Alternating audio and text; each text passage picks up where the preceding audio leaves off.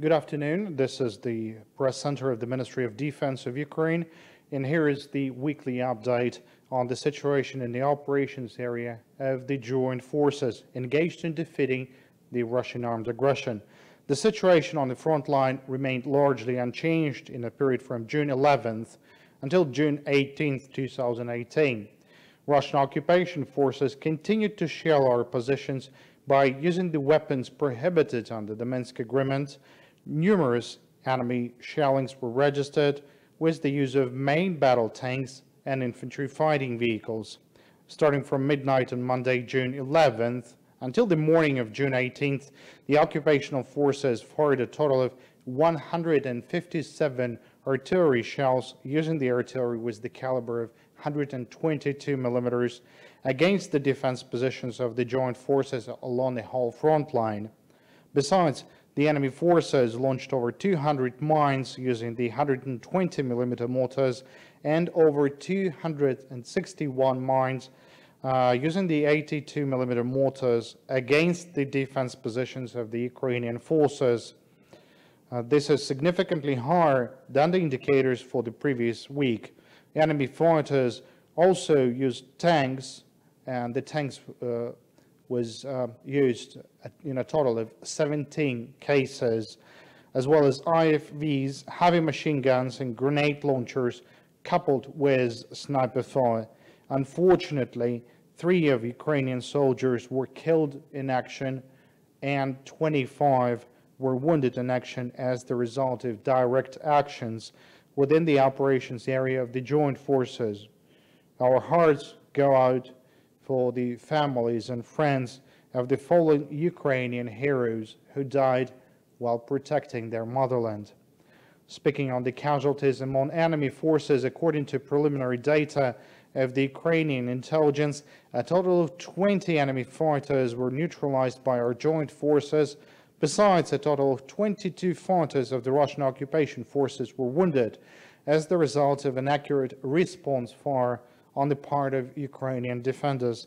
According to the Ukrainian intelligence, the fighters of the Russian occupation forces continue to neglect the directives of the command of the 1st and 2nd Army Corps of the Armed Forces of the Russian Federation, that is prohibiting the use of weapons during the whole period of the World Cup in Russia. Particularly, an unauthorized launch of the ADA missile by the Air Defense Battalion of the 1st Army Corps was registered on June 14th. No valid excuses were provided. The missile hit the area temporarily occupied by the enemy forces, causing fire over a number of civilian structures in the settlement of Pantelemonivka.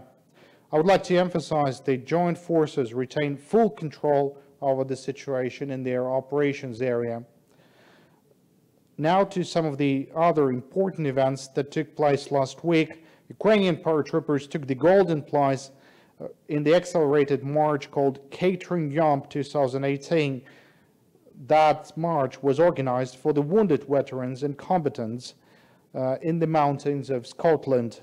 It was a massive and prestigious event for soldiers representing 10 of NATO member nations and civilian athletes from around the world. The total number of competitors exceeded 2,000 people.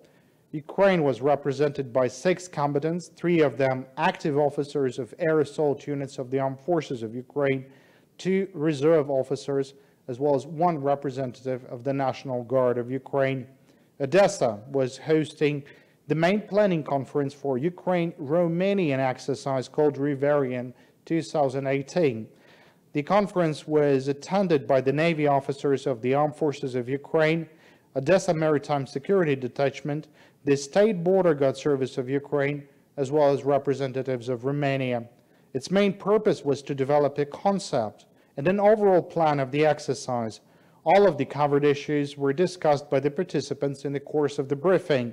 This includes the plane and main training episodes, as well as logistics and the communication setup.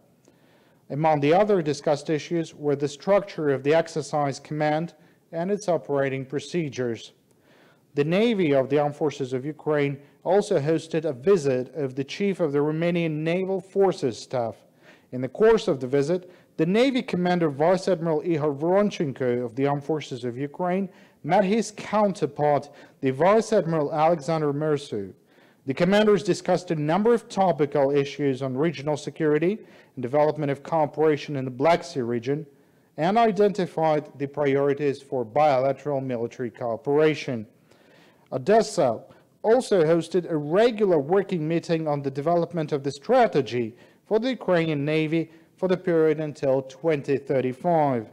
The purpose of the event was to discuss and draft the working papers on the policy for the development and deployment of Ukrainian Navy in accordance with NATO standards and practices, as well as in pursuance of the Strategic Defense Bulletin of Ukraine. This event was attended by the representatives from the UK, Norway, the United States, Sweden, the National Defense University of Ukraine, as well as other scientific and research agencies. The final planning conference of the U.S.-Ukraine Command Post exercise Rapid Trident 2018 took place in Lviv. The service personnel of the Armed Forces of Ukraine, the United States, Poland, Romania, Moldova, Bulgaria, Georgia, Azerbaijan, Lithuania, Turkey, as well as representatives of NATO Military Command, discussed the planning, preparation, provision, and the conduct of the exercise. The conference participants also attended the training sites and accommodation facilities for military contingents of the participating countries, and many more. They were also informed on the infrastructure of the International Center for Peace Building and Security in Lviv. Thank you all for your attention, and that's all the information I have for now.